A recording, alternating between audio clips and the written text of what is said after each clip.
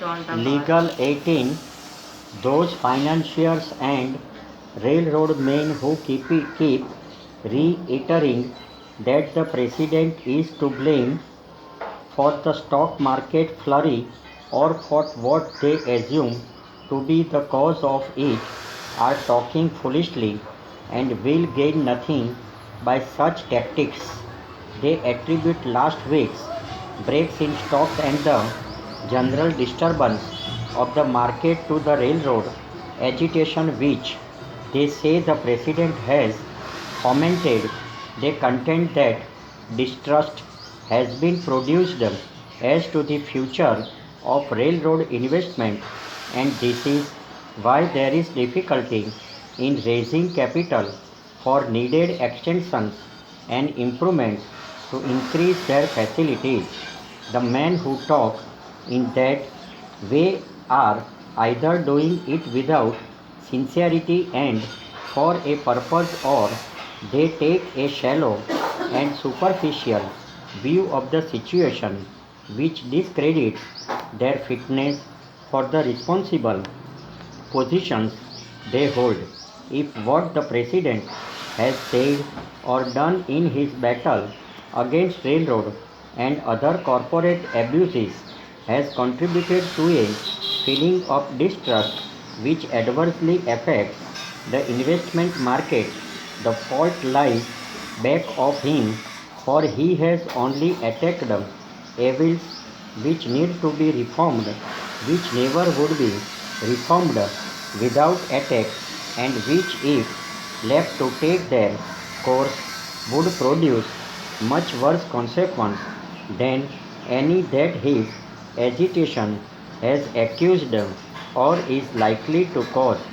In this crusade, he has been doing his duty as he sees it and as the masses of people see it, and he is not in the least likely to be deterred from persisting in it, nor will be sacred out of giving him their support until these railroad and corporation magnates make up their minds to cooperate with him by observing the reasonable regulation and supervision of lawful authority. Para. The contention that what the president has done in the way of establishing this regulation or of proving further measure is the cause of the difficulty that railroads are having in raising new capital for enlarging their facilities come either from insincerity or from lack of knowledge and judgment regarding the general financial situation. The demands of the railroads are very large, and for that reason their difficulty is conspicuous, but in kind it is the same that all industrial interests are having in raising new capital for the increase of their capacity, that commercial interests are having, and that states and cities are having in raising funds on their credit. It is not impairment of credit in these cases, but is lack of the available capital to meet all the demands. Commercial borrowers have to pay abnormally high rates, but their present profits enable them to do it, and they absorb a large share of the floating capital. All manner of loans command high rates in the street, not because the volume of currency or money is restricted, but because the capital which money is the means of circulating is scarce. State and city bonds are impossible to float at the old rates for the same reason. Para. A similar condition prevails abroad, and money rates are high in England and Germany on account of the large demand for capital in proportion to the supply. British consols are selling at a price that is unprecedented in the last 40 years, not because confidence is shaken or British credit is impaired, but because other investments are so much more profitable than these with their fixed return.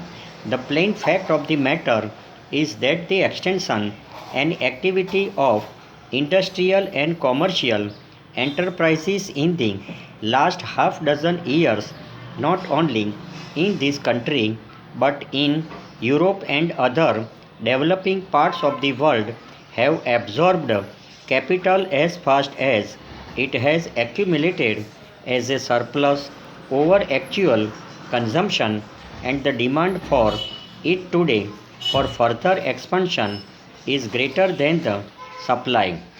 The inevitable result is a competition for what is available, which puts up rates and necessarily checks the expansion.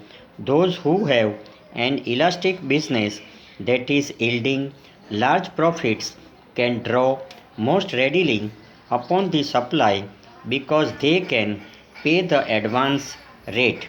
Para, a huge system of railroads which requires vast expenditure to be extended over considerable time before results can be realized from the new outlay cannot have its requirements met without paying for capital what other have to pay, and even then its demand are so great that they cannot be met any price and must be curtailed for the present.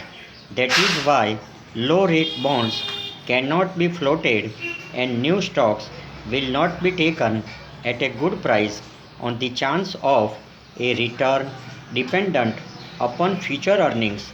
The capital is simply not to be bad for all those purpose, and that which must be had to keep things going as they are commands a high price. Here is especially important to keep in mind the distinction between capital and money, which is apt to be lost in the confusion of thought caused by the varied use of the word money. Over total words 830.